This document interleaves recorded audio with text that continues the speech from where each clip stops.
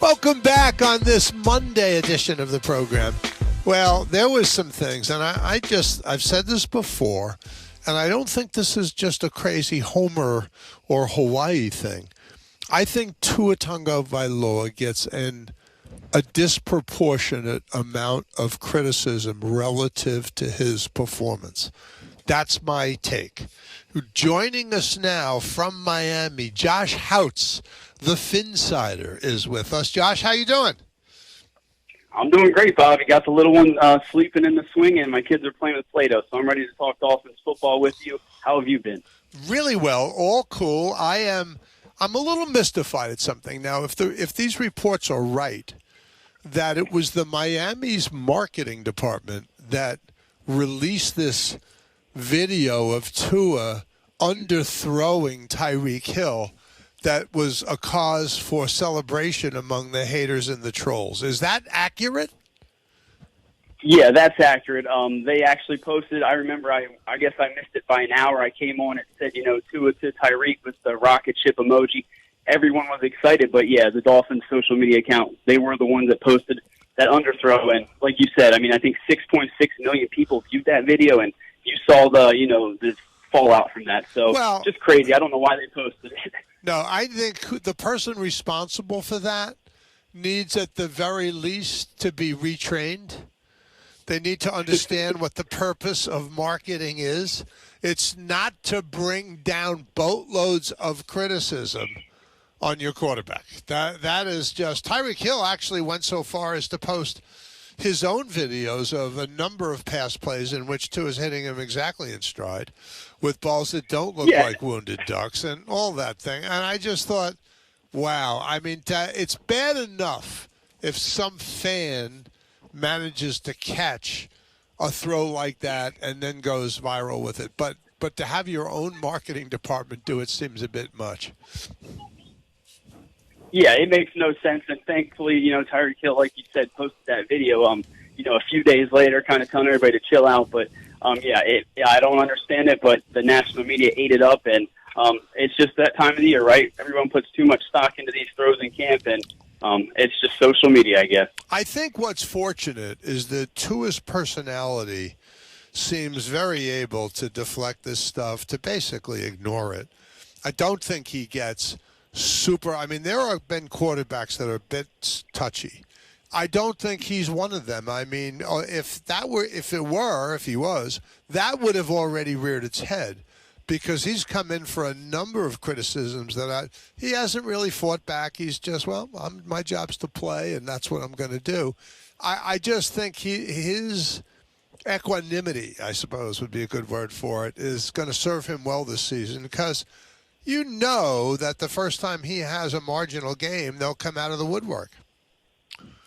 Oh, for sure. But you're absolutely right. Just the way Tua can, handle this adversity. He had a head coach that, by all accounts, didn't really want him, and he went through there, played extremely well, I thought. Well, at least, better than most expectations. So I am excited to see what happens this year with the coaching staff in place. But I think, for as long as he's going to be a quarterback in the NFL, he's going to be one of the more polarizing players, and I guess that's just something we have to deal with.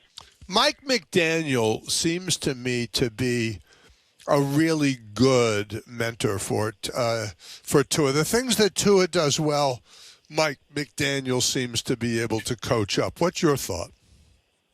Yeah, I completely agree, and I think a lot of the coaching staff he put in place, is a testament to that. Frank Smith, the offense coordinator coming over from the Chargers, having familiarity with the run game. We know how extremely run-oriented this offense is going to be, and then you have Darrell Bevel. We know number of quarterbacks he's coached throughout his career. They're sitting here, they have nothing but great things to say about what they've seen out of Tua Tagovailoa. Yes, it's early in camp, but I think the sky's the limit. I think you're right. His skill set fits this system, and I think it's going to, you're really going to see that on the field this season. Well, so who do you anticipate would be their rotation? I'm assuming at some point they'll probably narrow the running back thing to two guys. Who do you think they'll be? Yeah, that's a great question. I think right now Chase Edmonds is probably the running back one. I think, you look at his contract, you look at his skill set, what he can do. I think right now that's probably him. And then I think, if Raheem Mostert can come back from injury, the familiarity he has with Mike McDaniel, there could be there's something there, but I like the Sony Michel signing. So I guess I would say Chase Edmonds and Sony Michel as of right now. Those will probably be the two guys getting the most touches, in my opinion. But, any of those guys could really come up and, take on that lead back role in this new offense. Let me talk about the offensive line because they've upgraded it fairly significantly. What's your thought about how much of a difference that will make in making Tua more comfortable in the pocket? Yeah, I mean, it's going to make a world of a difference. I guess the biggest concern amongst Dolphins fans is Teron Armstead's health. I don't know that he's really been out there yet.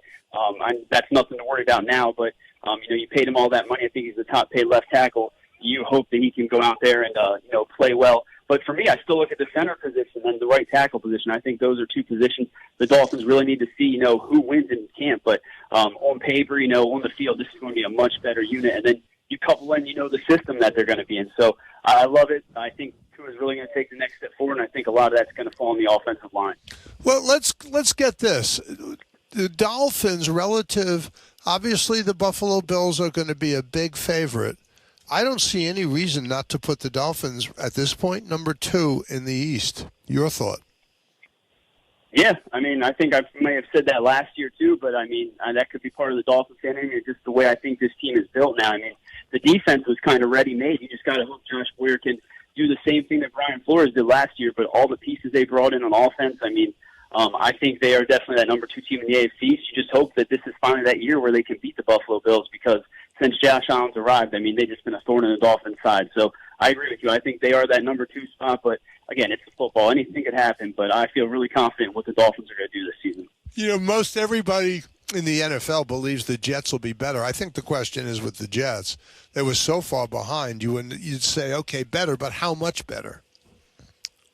Yeah, exactly. And I think that, the verdict's out on Zach Wilson. I mean, there's a perfect, I guess you see all the criticism Tua gets, but I don't know that I see nearly that with Zach Wilson, the type of player that he is. And, I think maybe they should be pointing some of that, disdain towards maybe Zach Wilson a little bit more. So I think the Dolphins should definitely be that number 2 team because, again, what they did, whether it's free agency, whether it's the draft. I mean, they only had 4 picks, but they still made those picks count. Getting that linebacker like we talked about before in Channing Tindall, Eric Izukana. I mean, they got some playmakers, so sky's the limit. But I think I say it every year as a Dolphins fan.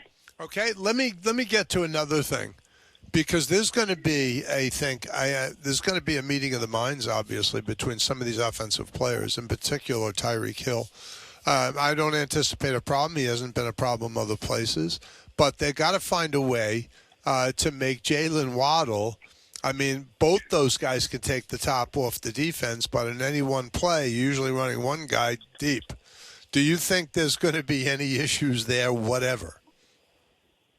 I hope not. I mean, that's definitely a question that could arise because when you look at, again, Mike McDaniel's offense, the similar Kyle Shanahan offense, I mean, they're really run heavy. So to think that, Jaylen Waddle, he's not going to have as many receptions as he had last year, when he broke the rookie receiving reception record. And again, you don't think Tyreek Hill's going to get as many targets. So there's definitely, I guess, concern there. But like you mentioned, Tyreek Hill's never really been a problem anywhere else.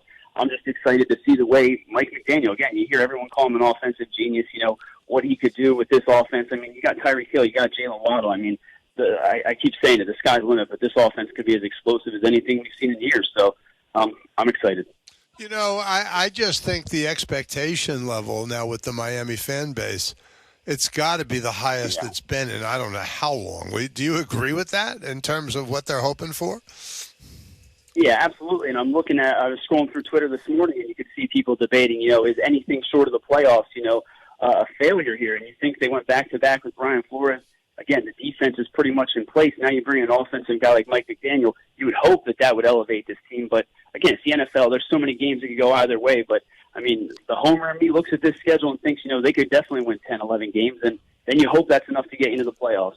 Well, I think in the AFC that would be more of a question, say 10 wins. But I do think 10 or 11 wins probably does get the Dolphins in. I think they're a playoff team. I'm going to be surprised if they're not. Same here. I'm like, expectations cannot be higher. That's pretty much from every Dolphins fan. This is probably the most excited they've been since, number 13 was quarterback. In your view of this, and you're obviously way closer to it than we are, who is the guy that you would say is sort of the soul of that defense? Who's the heart and soul guy? the soul of that defense. I guess I'd probably say Christian Wilkins. He just seems like, he's a defensive tackle, can play on the outside, inside, but his personality, the way it seems like that defense plays when he's in the lineup, I guess I'd say Christian Wilkins. But when you look at that defense, Xavier Howard's one of the best corners in football. Javon Holland, last year as a rookie was sensational. So there's definitely some playmakers on that side of the ball, but I'd probably say Christian Wilkins. He seems to be the heart of that defense. I think it's going to be so much fun, and always enjoy talking with you, Josh. This was smooth sailing. You did a good job with the girls this morning. Yeah, I did. I was a little worried. I didn't want to be that guy whose last memory was, the girls screaming and fighting in the background. So I'm glad you talked me into it. I'm glad we were able to talk. And, again, sky's the limit for the Dolphins this season. Good stuff, Josh. Thanks much.